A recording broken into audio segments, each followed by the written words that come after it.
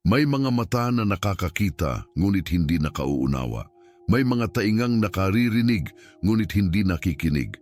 Sa mundo kung saan ang takot ang hari at ang pagdududa ang batas, kakaunti na lamang ang nakakakita sa tunay na galaw ng Diyos. Ikaw, oo, ikaw na nakikinig ngayon, maaring iniisip mong wala nang natitira kundi kaguluhan, sakit at kawalan ng pag-asa. Ngunit may isang lihim na hindi alam ng karamihan. May mga bagay na tanging nakikita lamang ng taong lubos na nagtitiwala sa Panginoon. Kapag ang iba'y nakakakita ng panganib, ikaw ay nakakakita ng proteksyon. Kapag ang mundo ay humaharap sa pagkawasak, ikaw ay nakakakita ng plano. Kapag ang lahat ay tumatalikod, ikaw ay nakakakita ng layunin.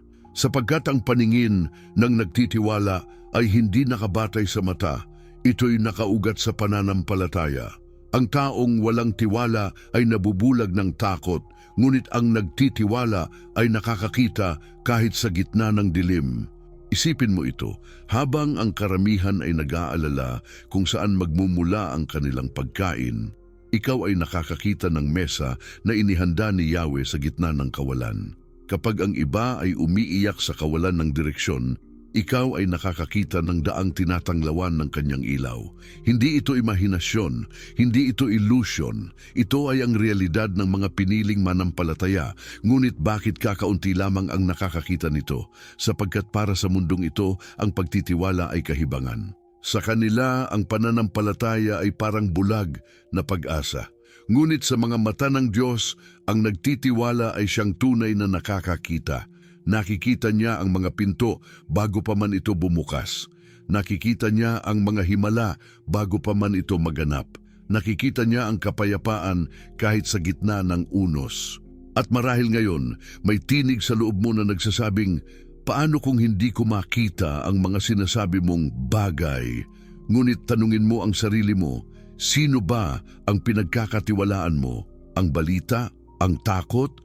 O ang Panginoon na hindi kailanman nabigo?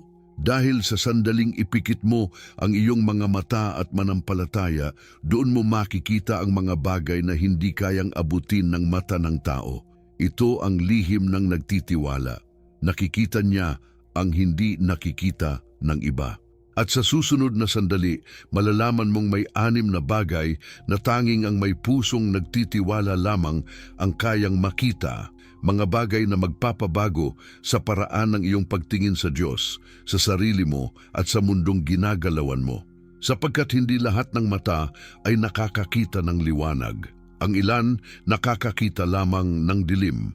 Ngunit ang nagtitiwala sa Panginoon, siya lamang ang nakakakita ng katotohanang nakatago sa likod ng lahat ng ito.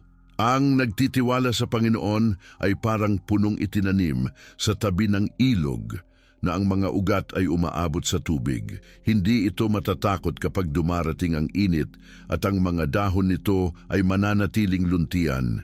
Hindi ito mababalisa sa taon ng tagtuyot at hindi ito titigil sa pagbubunga. Jeremias 17:17. Ito ang sentrong pahayag ng Diyos sa kanyang bayan, na ang tiwala ay hindi isang emosyon, kundi isang ugat na humihigop ng lakas mula sa mismong presensya ng may kapal. Nang bigkasin ni Jeremias ang mga salitang ito, ang Israel ay nasa gitna ng kaguluhan, pagkawasak at pagsuway. Nakikita niya ang isang bayan na unti-unting naliligaw, umaasa sa mga hari, sandata at kasunduan ng tao. Ngunit sa gitna ng kanilang pagdududa, nagsalita ang Diyos, "Mapalad ang taong nagtitiwala sa akin." Hindi niya sinabi, "Mapalad ang matalino" o "Mapalad ang may kayamanan." Ang sabi niya, "Mapalad ang nagtitiwala." Dahil sa mata ng Diyos, ang tiwala ay mas makapangyarihan kaysa karunungan ng mundo. Noong panahong iyon, ang mga tao ay takot sa gutom, sa digmaan, sa mga kaaway mula sa hilaga. Parang ngayon, mga puso'y puno ng pangamba, mga matay nakatingin sa panganib. Ngunit sinabi ng Diyos sa pamamagitan ni Jeremias na may ibang uri ng tao, ang taong nagtitiwala. Habang ang iba'y natutuyo sa init ng pagsubok, siya'y nananatiling sariwa. Habang ang iba'y nangangamba sa tagtuyot, siya'y patuloy na namumunga. Ang sikreto, ang kanyang mga ugat ay nakalubog sa ilog ng presensya ng Diyos. Kung iisipin mo, Daniel, ang ilog ay hindi nawawala. Kahit tuyo ang paligid, kahit nagbabago ang panahon, ang tubig sa ilalim ng lupa ay patuloy na dumadaloy. Ganyan ang mga pangako ng Diyos. Hindi ito nakikita ng lahat, ngunit totoo ito sa mga naniniwala. Ang taong nagtitiwala ay nakikita ang ilog kahit sa gitna ng disyerto. Habang ang iba ay nag-aalala kung saan kukuha ng lakas, siya ay tahimik sapagkat alam niyang ang Diyos ay hindi kailanman nauubos. Ngunit may lalim pa rito. Ang Jeremias 17 ay hindi lamang pahayag ng pag-asa, ito rin ay babala.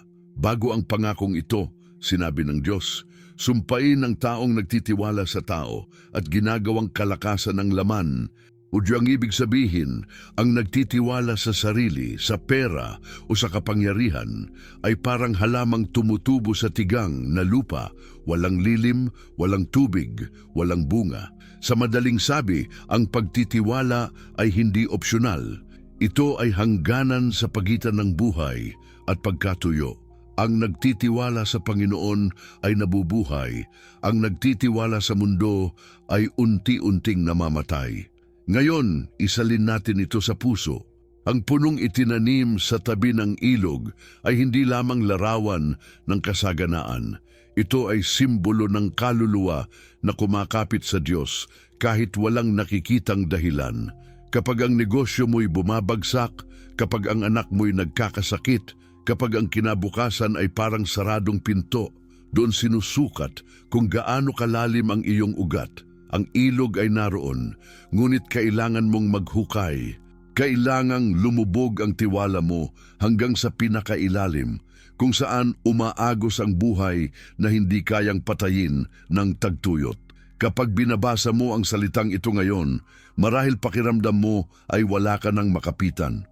Pero tandaan mo, hindi mo kailangang makita ang ilog para maramdaman ang tubig. Ang pananampalataya ay hindi mata, ito ay ugat. At habang mas malalim kang kumakapit sa Diyos, mas nagiging malinaw sa iyo ang 6 na bagay na tanging mga nagtitiwala lamang ang nakakakita. Nakikita nila ang kamay ng Diyos sa bawat detalye, kahit sa mga sugat. Nakikita nila ang layunin sa gitna ng sakit, ang direksyon sa gitna ng kaguluhan, ang liwanag sa gitna ng dilim.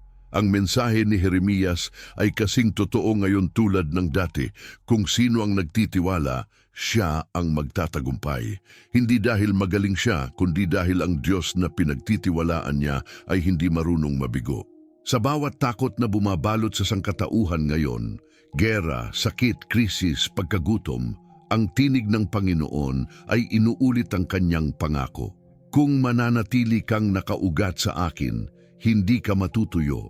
At dito nagsisimula ang hiwaga. Sapagkat kapag sinimulan mong ipamuhay ang tiwala, unti-unti mong makikita ang mga palatandaang hindi nakikita ng mundo. Mga tanda ng biyaya na lumalago sa gitna ng kawalan. Mga milagro na nagmumula sa katahimikan. Mga patunay na habang ang iba ay nakatuon sa nakakatakot na balita, ang Diyos ay tahimik na gumagawa sa ilalim ng lupa, pinatatag ang iyong mga ugat. At kapag tumingin ka sa paligid, maaaring hindi mo makita ang pagbabago agad. Ngunit sa ilalim ng lupa, ang ilog ay dumadaloy na. At sa oras na iyon, mauunawaan mong ang mga salita ni Jeremias ay hindi lamang kasaysayan. Ito ay propesiya na buhay pa rin, sapagkat sa bawat taong natutong magtiwala, may panibagong punong tumutubo. At sa bawat punong iyon, may mga matang nagsisimulang makakita ng mga bagay na hindi kayang ipaliwanag ng mundo. Kaya ngayon, bago tayo lumalim pa, isipin mo ito.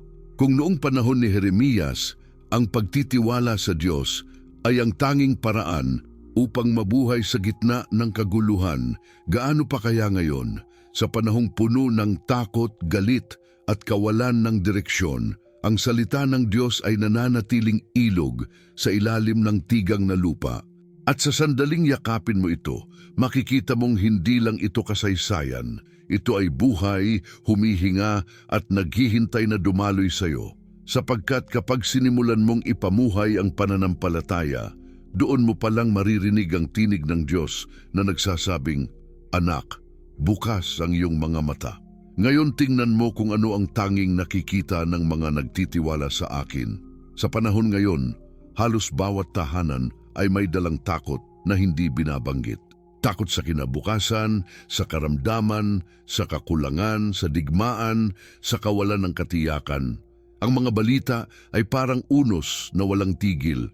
Patayan, pandemya, kahirapan, pagtataksil ng mga nasa kapangyarihan. Parang wala nang ligtas na lugar, walang katiyakan kahit sa bukas.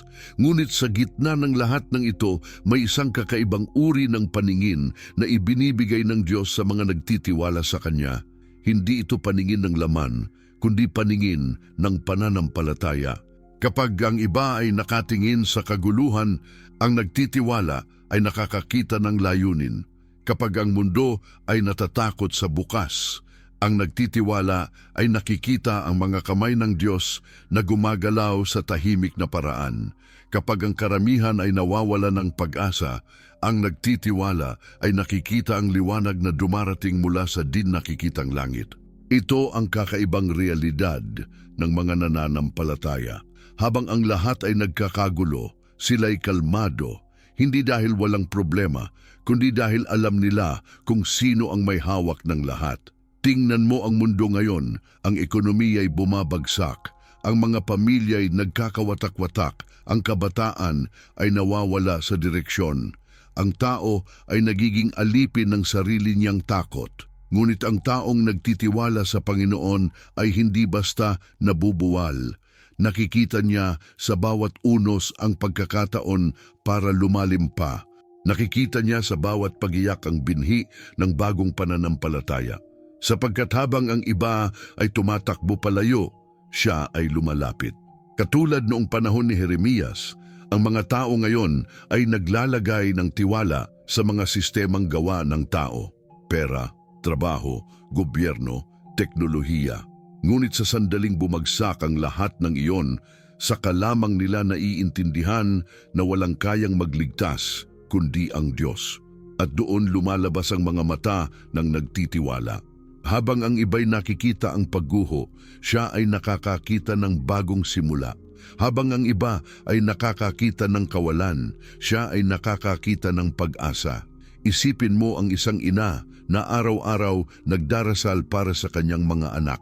Wala siyang kasiguruhan kung saan kukunin ang pangkain bukas, ngunit bawat umaga bumabangon siya at nagsasabing, "Salamat Panginoon." Sa mata ng mundo, iyon ay kabaliwan. Ngunit sa mata ng langit, iyon ang pinakamataas na anyo ng pananampalataya. Sapagkat ang nagtitiwala ay nakakakita ng biyaya kahit bago pa dumating. Nakikita niya ang sagot bago pa ang tanong, ang lunas bago pa ang sakit. Kapag ang tao ay umaasa sa sariling lakas, lahat ng bagay ay parang mabigat. Ngunit kapag siya'y lumapit sa Diyos, unti-unti niyang nakikita ang mga bagay na hindi kayang ipaliwanag ng lohika. Nakikita niya kung paanong may kamay na gumagabay kahit sa pinakamaliliit na desisyon. Nakikita niya kung paanong ang mga bagay na tila kabiguan ay nagiging tulay patungo sa tagumpay. Nakikita niya kung paanong ang katahimikan ng Diyos ay hindi kawalang pakialam, kundi paghahanda para sa isang himala. At sa panahon ng digmaan at kaguluhan, ang mga nagtitiwala ay nakakakita ng kakaibang kapayapaan. Hindi ito kapayapaang galing sa mundo, kundi galing sa presensya ng Diyos. Ito ang kapayapaang hindi nakadepende sa kung anong nangyayari, kundi sa kung sino ang kasama nila. Kung ang Diyos ay nasa akin, wika nila, sino ang makalalaban sa akin? At dahil dito, nakikita nila ang realidad na hindi kayang makita ng mga walang pananampalataya. Ang realidad ng banal na proteksyon ng katahimikang hindi kayang gibain ng takot. Sa panahon ng krisis, ang nagtitiwala ay nakakakita ng pagtutustos. Habang ang iba ay nagbibilang ng kakulangan, siya ay nagbibilang ng biyaya. Habang ang iba ay nagtatanong, saan tayo kukuha? Siya ay nagsasabing, ang Panginoon ang aking pastol, wala akong kakailanganin. Hindi dahil mayaman siya, kundi dahil alam niyang ang Diyos ay hindi kailanman nauubusan. Kapag ang isang bansa ay nababalot ng takot, ang nagtitiwala ay nagiging ilaw. Nakikita niya ang pangako sa gitna ng dilim at dahil dito, nagiging inspirasyon siya sa iba.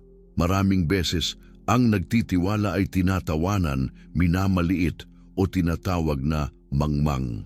Ngunit sa dulo ng lahat, siya rin ang nakakakita ng tagumpay na hindi kayang abutin ng mata ng mga nagduda. Sapagkat habang ang iba ay sumusuko, siya ay lumalakad sa pananampalataya. Ang propesya ni Jeremias ay buhay sa ating panahon. Ang nagtitiwala sa Diyos ay parang punong patuloy na namumunga kahit natigang ang paligid. Ito ay larawan ng bawat taong nananatiling matatag sa paniniwala na ang Diyos ay tapat.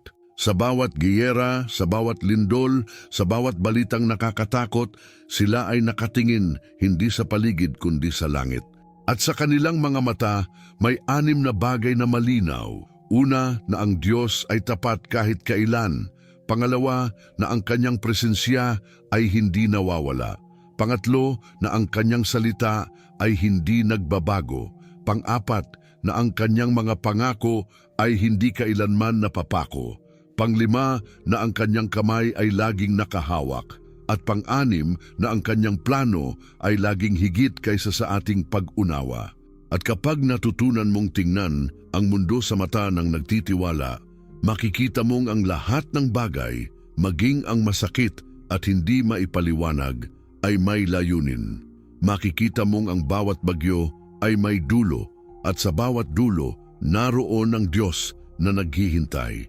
Kaya sa gitna ng lahat ng ito, ang tanong ay hindi, bakit nangyayari ito? Kundi, ano ang itinuturo sa akin ng Diyos sa gitna nito? Kaya sa bawat luha na bumabagsak, sa bawat panahong tila walang sagot, huwag kang mabahala. Sapagkat kung magtitiwala ka, makikita mong kahit sa gitna ng dilim, may ilaw na hindi kailanman namamatay. At iyon ay ang liwanag ng Panginoon, ang liwanag na tanging nakikita ng mga may pusong nagtitiwala sa Kanya. May isang babae na nagngangalang Liza, isang ina ng 3 anak na nawalan ng trabaho sa gitna ng pandemya. Araw-araw, binubuksan niya ang refrigerator na halos wala ng laman. Ang asawa niya ay may sakit at tila walang pinto ang nagbubukas. Ngunit isang gabi, sa gitna ng pagluha, naalala niya ang mga salitang binasa niya sa Jeremias. Ang nagtitiwala sa Panginoon ay hindi matutuyo. Kaya't imbes na sumuko, lumuhod siya at nagdasal, Panginoon, wala na po akong lakas, ngunit naniniwala akong hindi ninyo ako pababayaan. Kinabukasan, isang kapitbahay ang kumatok, dala ang supot ng pagkain at salitang, hindi ko alam kung bakit, pero naramdaman kong dapat kitang tulungan. Doon nagsimula ang pagbabago. Hindi agad bumalik ang lahat, ngunit araw-araw may bagong biyaya. Hanggang sa makahanap siyang muli ng trabaho. At ngayon, siya'y patutuo ng katotohanang iyon. Ang nagtitiwala sa Panginoon ay hindi kailanman napapahiya. Sa kabilang bayan, may isang lalaking nagngangalang Joel. Dating negosyanteng bumagsak ang negosyo dahil sa utang. Nawalan siya ng direksyon at minsan ay naisip ng tapusin ang lahat. Ngunit isang gabi, habang nakikinig sa sermon sa radyo, narinig niya ang linyang, kung ang Diyos ay may kakayahang bumuhay ng patay, kaya rin niyang buhayin ang nawala sa iyo. Tinamaan siya. Sa halip na tuluyang bumagsak, bumalik siya sa panalangin. Araw-araw, kahit wala siyang makain, binubuksan niya ang Biblia. Sa 3 linggo, isang dating kliyente ang tumawag at inalok siyang muling magsimula, ngunit sa mas simpleng paraan. Sa ngayon, hindi pa malaki ang kanyang kinikita, ngunit siya'y mas payapa. Ang sabi niya, mas gusto kong maliit na negosyo na kasama ang Diyos kaysa malaking negosyo na wala siya.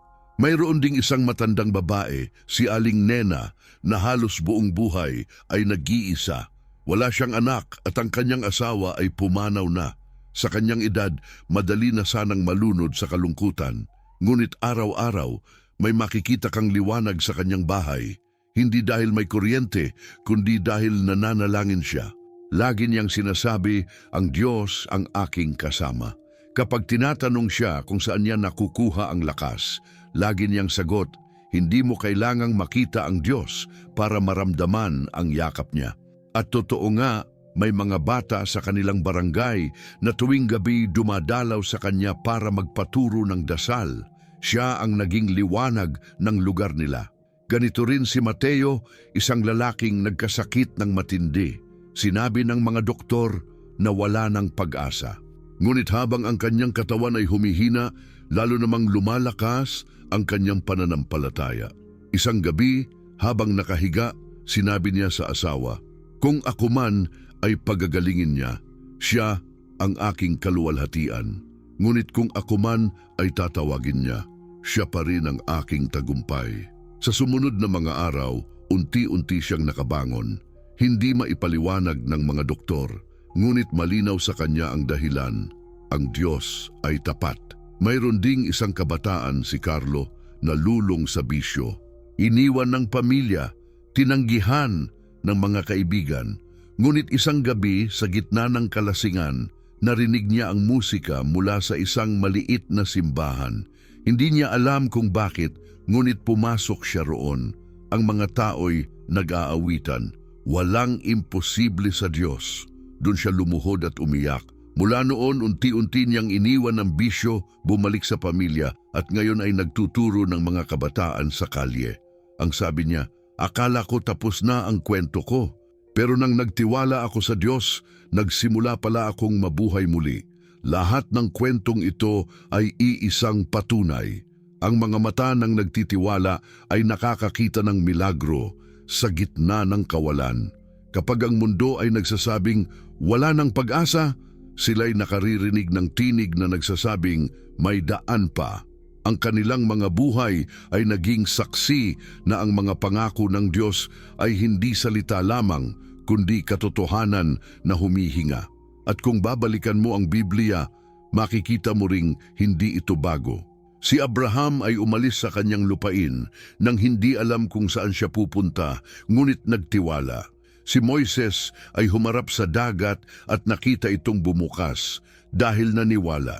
Si David ay humarap sa higanting si Goliath, hindi dahil malakas siya, kundi dahil alam niyang mas makapangyarihan ng Diyos na kasama niya.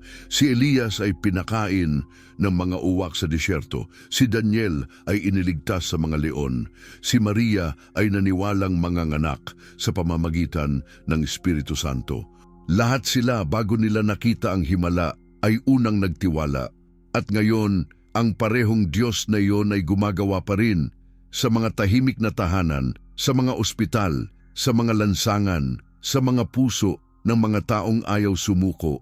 Bawat araw, may mga Lisa, Joel, Nena, Mateo at Carlo na patuloy na nakikita ang mga bagay na hindi nakikita ng iba.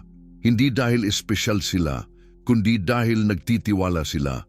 Ang Diyos ay hindi nagbabago. Ang kanyang kamay na tumulong sa mga propeta noon ay siyang kamay na humahawak sa iyo ngayon.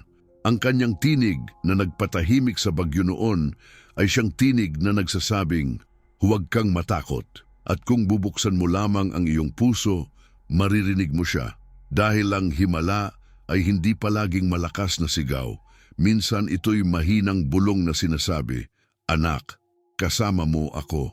Kaya kung iniisip mong hindi ka na makakaahon, alalahanin mo ang mga kwentong ito. Sapagkat ang bawat patotoo ay patunay na ang Diyos ay buhay, gumagalaw at tapat. At habang pinapanood mo ang iyong sariling kwento, marahil hindi mo pa nakikita ang kabuuan, ngunit makakatiyak ka sa isang bagay. Kung magtitiwala ka, makikita mo rin ang kanyang kamay sa iyong buhay. Ang mga patotoong ito ay hindi lamang nakaraan, sila ay mga paanyaya na manampalataya, magtiwala at lumakad kahit hindi mo alam ang susunod na hakbang. Sapagkat ang nagtitiwala ay hindi kailangang makakita para maniwala, kundi naniniwala upang makakita. At kapag dumating ang sandaling iyon, malalaman mong ang mga kwento ng iba ay magiging kwento mo rin, kwento ng tagumpay, ng muling pagbangon, at ng Diyos na kailanman ay hindi nagkukulang. Isara mo muna ang iyong mga mata, huminga ng malalim, ilapit ang iyong kamay sa iyong dibdib, at sa katahimikan ng sandaling ito, damhin mo ang presensya ng Diyos na bumabalot sa iyo. Panginoon naming Amang nasa langit, kami ngayon ay sama-samang lumalapit sa iyong harapan, pagod, sugatan, ngunit may dalang pananampalataya. Naririto kami hindi dahil sa aming lakas, kundi dahil alam naming wala kaming kakayahan kung wala ka. Kaya ngayon, Panginoon, itinataas namin ang aming mga puso sa iyo. Sinabi mo sa iyong salita, ang nagtitiwala sa Panginoon ay parang punong itinanim sa tabi ng ilog. Kaya ngayong gabi, inaangkin namin ang pangakong iyon. Ibinabaon namin ang aming mga ugat sa iyong katapatan, sa iyong kabutihan, sa iyong pag-ibig na hindi kumukupas. Panginoon, sa gitna ng init ng pagsubok, pahintulutan mong manatiling luntian ang aming mga dahon. Sa panahon ng tagtuyot, tulungan mo kaming magpatuloy sa pagbubunga. Huwag mong hayaang matuyo ang aming puso. Ama, naririto kami bilang isang pamilya ng pananampalataya. Marami sa amin ang natatakot sa kinabukasan. Marami ang may iniiyakang sugat, may mga bitbit na bigat, may mga panalangin tila matagal nang walang sagot. Ngunit sa oras na ito, sama-sama kaming sumisigaw. Nagtitiwala kami sa iyo, Panginoon. Nagtitiwala kami sa iyong plano, sa iyong oras, sa iyong paraan. Kahit hindi namin maintindihan, alam naming may ginagawa kang mabuti. Panginoon, abutin mo ang bawat tahanan na nakikinig ngayon. Sa bawat nanay na nag-aalala para sa kanyang anak, ibuhos mo ang kapayapaan. Sa bawat ama na walang makain para sa pamilya, ipadama mo ang iyong pagkalinga. Sa bawat kabataang nawawala sa direksyon, bigyan mo ng liwanag ang kanilang landas. Sa bawat may karamdaman, idantay mo ang iyong kamay ng kagalingan. Sa bawat puso na nabasag ng pagtataksil o kabiguan, iparamdam mo na ikaw pa rin ang Diyos na gumagaling ng lahat ng sugat. Diyos, ngayon ay aming pinaniniwalaan na ang iyong kamay ay gumagalaw. Kahit hindi namin nakikita, alam naming may ilog na dumadaloy sa ilalim ng aming mga paa. Kahit tuyot ang paligid, alam naming may tubig ng buhay na nagbibigay lakas sa aming kaluluwa. Kaya sa pangalan ni Jesus, ngayon pa lang, inaangkin namin ang tagumpay. Inaangkin namin ang kapayapaan, inaangkin namin ang paggaling, ang pag-asa at ang bagong simula. Panginoon, winawasak namin sa iyong pangalan ang bawat tanikala ng takot at pangamba. Wala nang lugar ang duda sa aming mga puso. Wala nang puwang ang kawalan ng pag-asa. Itinataboy namin ang bawat tinig ng kaaway na nagsasabing hindi na namin kaya. Sapagkat ang katotohanan ay ito, kaya namin dahil ikaw ay kasama namin. Ang iyong espiritu ang aming lakas at ang iyong presensya ang aming kaligtasan. Ngayon, Panginoon, itinataas namin ang aming mga panalangin para sa bansa. Sa gitna ng kaguluhan at kawalang katiyakan, itinatag namin ang aming pagtitiwala sa iyo. Ingatan mo ang aming mga pamilya, ang aming mga tahanan, ang aming mga lungsod. Ibalik mo ang takot sa iyo sa puso ng mga tao. Ibalik mo ang pananampalatayang nawala sa gitna ng mga kasinungalingan ng mundo. Pawiin mo ang bawat uhaw at gutom ng kaluluwa at punuin mo kami ng iyong Espiritu Santo. At ngayon, Ama, hinihingi namin ang iyong pagpapala sa bawat isa. Sa mga may sugat na hindi nakikita, pagalingin mo. Sa mga may dalang bigat, pagaanin mo. Sa mga nawawalan ng pag-asa, pabalikin mo. Sa mga naliligaw, ituloy mo sa tamang daan. Panginoon, hayaan mong maramdaman namin ngayon ang iyong yakap, ang yakap ng Diyos na hindi kailanman bumibitaw. Sa pangalan ni Jesus, kami nananampalataya. Ang aming bahay ay hindi mabubuwal dahil ikaw ang pundasyon nito. Ang aming puso ay hindi matitinag dahil ikaw ang aming tagapagtanggol. Ang aming buhay ay hindi mawawala sa direksyon dahil ikaw ang aming ilaw. Kaya ngayon, Panginoon, tinatanggap namin ang lahat ng pangako mo, ang kapayapaan na hindi nauubos, ang pag-ibig na walang hanggan, at ang pag-asa na hindi kailanman mamamatay. At sa sandaling ito, Panginoon, ipinagkakatiwala namin sa iyo ang lahat, ang aming mga takot, ang aming mga plano, ang aming mga pangarap, sapagkat alam naming mas mabuti ang iyong kalooban kaysa sa aming kagustuhan. Turuan mo kaming maghintay ng may pasensya, manampalataya ng walang pagdududa at magtiwala ng buong puso. Panginoon, kami ngayon ay nagkakaisa sa pananampalataya at sama-sama naming sinasabi, aming Diyos, ikaw ang aming lakas, ikaw ang aming sandigan, at ikaw ang aming tagapagligtas. Kaya sa pangalan ni Jesus, ipinahahayag namin, ang bawat sugat ay gagaling, ang bawat kulang ay mapupunan, at ang bawat luha ay papalitan ng kagalakan.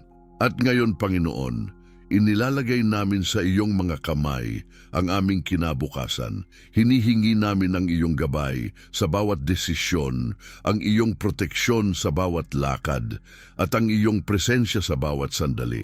At habang sinasabi namin ang Amen, alam naming hindi ito pagtatapos. Ito ang simula ng bagong kabanata ng tiwala. Kung ikaw ay naniniwala sa panalangin ito, sabihin mo ngayon, Amen, ako'y nagtitiwala. Isulat mo ito sa iyong puso at hayaan mong ang mga salita ng Diyos ay manatili sa iyong isipan. Sapagkat ngayong gabi, hindi lang tayo nanalangin, tayo ay nakipagtagpo sa Diyos na kailanman ay hindi pumapalya.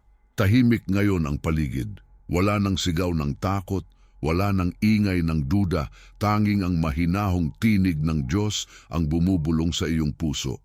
Huwag kang matakot sapagkat ako'y kasama mo. Huwag kang mangamba sapagkat ako ang iyong Diyos. Palalakasin kita at tutulungan kita. Aalalayan kita ng aking matuwid na kamay. Isaiah 41:10. Sa mga salitang ito, may himig ng kapayapaan na dumadaloy, parang ilog na hindi humihinto. Ang Diyos na tinawag mo sa panalangin ay naririto, tahimik na kumikilos, nagbabantay sa bawat hakbang mo. Kapag napagod ka, tandaan mong hindi kailanman napapagod ang Diyos. Kapag sumuko ka sa pag-iyak, siya ay hindi kailanman sumusuko sa iyo. Ang bawat paghinga mo ay paalala ng kanyang katapatan na sa gitna ng unos, hindi kanya iniwan. Maaaring hindi mo pa nakikita ang buong larawan, ngunit nakikita niya ang wakas. At sa kanyang mga mata, ligtas ka. Sinabi rin niya sa Jeremias 39:11, sapagkat batid ko ang mga panukalang inilaan ko para sa inyo, mga panukalang para sa inyong kapayapaan at hindi kasamaan, upang bigyan kayo ng pag-asa at magandang kinabukasan. Kapag naaalala mo ang mga salitang ito, bumabalik ang lakas mo. Sapagkat hindi mo kailangang malaman ang lahat, ang kailangan mo lang ay magtiwala na alam ng Diyos kung saan ka dinadala. Ngayon, hayaan mong ang kanyang presensya ay pumuno sa iyong puso. Isipin mo ang iyong tahanan na binabalot ng kanyang liwanag. Ang bawat sulok ay puno ng kapayapaan, ang bawat pintuan ay bantay ng kanyang mga anghel. Nakikita mo ang iyong mga anak na ligtas, ang iyong mga mahal sa buhay na nasa kanyang kamay. Nakikita mo ang bukas na may pag-asa, hindi dahil madali kundi dahil kasama mo siya.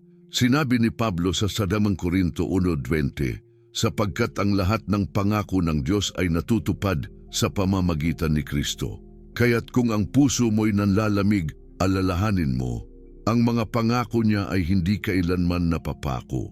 Ang bawat panalangin na iyong binitawan ay narinig niya. Ang bawat luha na bumagsak ay tinanggap niya. At ngayon, sa katahimikan, mararamdaman mong may ginagawa siyang bago. Ang Diyos ay hindi nagmamadali, ngunit hindi rin siya nahuhuli. Ang kanyang oras ay laging ganap. Kung minsan, kailangan mong dumaan sa dilim upang mas mapansin mo ang liwanag. Kailangan mong maramdaman ang kakulangan upang tunay mong pahalagahan ang kanyang biyaya. Ngunit sa dulo ng lahat ng ito, matutuklasan mong hindi mo kailangang maging malakas. Kailangan mo lang manatiling nakakapit. Kaya ngayon, kalmahin mo ang iyong puso. Huminga ka ng malalim at hayaan mong ang kapayapaan ng Diyos ay pumasok. Ang mga problema mo ay hindi panghabang buhay, ngunit ang kanyang presensya ay walang hanggan. Ang mga sugat mo ay maghihilom at sa kanilang mga peklat ay mababakas ang kanyang katapatan. Ang mga luha mo ay matutuyo at sa halip ay kagalakan ang papalit, sapagkat ang Diyos ay Diyos pa rin kahapon, ngayon at bukas. Kung nararamdaman mong mahina ka pa, tandaan mo, ang pananampalataya ay hindi tungkol sa kung gaano kalakas ang kapit mo sa Diyos, kundi kung gaano kalakas ang kapit niya sa iyo. At ang kapit niyang iyon ay hindi kailanman bibitaw. Kaya't tumingin ka muli, ngunit sa pagkakataong ito, hindi sa paligid, tumungo ka sa itaas. Ang mga ulap ay maaaring makapal, ngunit sa likod nito, ang araw ay naroon pa rin. Ganyan ang Diyos. Kahit hindi mo siya makita, patuloy siyang nagniningning. Kaya't magpahinga ka ngayon sa kanyang mga pangako. Hayaan mong bumalik ang kapayapaan sa iyong dibdib, ang ngiti sa iyong labi, at ang pag-asa sa iyong mga mata. Sapagkat kahit anong mangyari, may isang bagay na hindi magbabago. Ang Diyos ay tapat, at ang nagtitiwala sa Kanya ay kailanman hindi mabibigo. At habang natatapos ang sandaling ito, marinig mong muli ang kanyang tinig, "Anak, tapos na ang bagyo. Ako ang iyong silungan. Magpahinga ka ngayon, sapagkat ako ang magbabantay sa iyo." Ngayon ay natapos na ang paglalakbay ng ating mensahe. Ngunit hindi dito nagtatapos ang pakikisalamuhan ng Diyos sa iyong buhay. Ngayong gabi, natutunan nating ang tunay na nagtitiwala sa Panginoon ay nakakakita ng mga bagay na hindi kayang makita ng iba. Nakikita niya ang pag-asa sa gitna ng kawalan, ang biyaya sa gitna ng sakit at ang kamay ng Diyos sa gitna ng kaguluhan. Sapagkat tulad ng ipinangako niya sa Jeremias, ang nagtitiwala sa Panginoon ay parang punong itinanim sa tabi ng ilog, hindi natutuyo at patuloy na namumunga. Ito ang katotohanang bumubuhay sa atin sa gitna ng lahat ng unos. Kahit gaano kadilim ang iyong paligid, kahit gaano kabigat ang iyong dalahin, tandaan mong hindi mo kailangang makita ang lahat para manampalataya. Dahil sa Diyos, ang pananampalataya ay nauuna bago ang resulta. Kapag nagtiwala ka, makikita mo kung paano siya kikilos. Hindi sa paraan na gusto mo, kundi sa paraan na mas makakabuti sa iyo. Ang kanyang mga plano ay hindi mo kailangang intindihin ng buo, sapagkat sapat ng malaman mong ito ay laging para sa iyong kabutihan. Ngayon, kung nakaramdam ka ng pag-asa sa mensaheng ito, huwag mo itong hayaan na manatiling lihim sa puso mo. Ibahagi mo ito, ipadama sa iba ang liwanag ng pananampalataya. Sapagkat may mga tao ngayon na gaya mo rin, pagod, takot at naghahanap ng dahilan para muling maniwala. Maaring ikaw ang maging instrumento ng Diyos upang sila rin ay muling makakita. Kaya't bago mo tapusin ang video na ito, gusto kitang hikayatin. Isulat mo sa mga komento, "Ako ay nagtitiwala sa Panginoon." Sabihin mo ito bilang patunay ng iyong pananampalataya, bilang pahayag ng iyong pag-asa, sapagkat sa sandaling ilabas mo ito, may kapangyarihan na gumagalaw. Ang bawat salitang may tiwala ay binibigyang buhay ng Diyos. Kung hindi ka pa nakasubscribe sa channel na ito, gawin mo ngayon. Dito, sama-sama tayong lumalago sa pananampalataya. Sama-sama tayong lumalaban sa pamamagitan ng panalangin. At sama-sama nating nakikita kung paano gumagalaw ang Diyos sa ating panahon. Pindutin mo ang notification bell upang sa bawat bagong mensahe, maramdaman mong may tinig na nagpapaalala, hindi ka nag-iisa, may Diyos na kasama mo. Ibahagi mo rin ang video na ito sa isang kaibigan o kapamilya na nangangailangan ng liwanag ngayon. Hindi mo alam, ang simpleng pag-click mo ay maaaring maging sagot sa panalangin ng isang taong matagal nang umiiyak sa katahimikan. Hayaan mong dumaloy ang pag-asa mula sa iyo patungo sa iba, sapagkat ganyan gumagalaw ang Diyos sa pamamagitan ng mga pusong handang magbahagi ng pananampalataya. At habang naghihintay tayo sa susunod na mensahe, dalhin mo ito sa iyong puso. Ang mga pangako ng Diyos ay hindi napapako, at ang nagtitiwala sa Kanya ay kailanman hindi mawawala ng saysay. Hindi mahalaga kung gaano kalayo ang narating mo o gaano karaming beses kang nadapa. Ang mahalaga ay bumabangon ka pa rin dahil alam mong may Diyos na umaalalay sa bawat hakbang. Kaya sa pagtatapos ng video na ito, tanggapin mo ang mga salitang ito bilang paalala. Hindi ka nag-iisa. Ang Diyos ay nasa tabi mo, ang Kanyang plano ay buhay pa, at ang Kanyang mga mata ay nakatuon sa iyo. Kaya huminga ka ng malalim, ngumiti at sabihin sa iyong puso, tiwala pa rin ako sa Panginoon. At sa susunod na video, may bagong pahayag na magpapalalim pa sa iyong pananampalataya. Isang mensaheng magbubukas muli ng iyong mga mata upang makita ang mga lihim na biyayang inihanda ng Diyos. Kaya manatili kang gising, manalig at laging tandaan, ang mga mata ng nagtitiwala ay nakakakita ng mga bagay na hindi kayang makita ng mundo, sapagkat sila'y tumitingin hindi sa dilim, kundi sa liwanag ng Diyos na kailanman ay hindi namamatay.